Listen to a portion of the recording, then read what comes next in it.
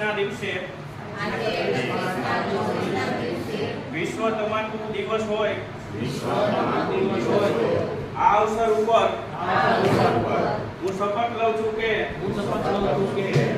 હું મારા જીવનમાં ક્યારેય પણ કોઈ પણ પ્રકારના તંબાકુના ઉત્પાદનનો ઉપયોગ કરીશ નહીં.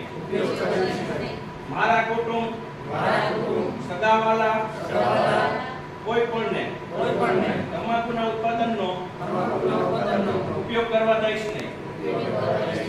આ ઉપરાંત પર્યાવરણને પણ તંબાકુના ઉપયોગથી થતા નુકસાન અંગે બધાને જાણકારી આપે. જય હિન્દ.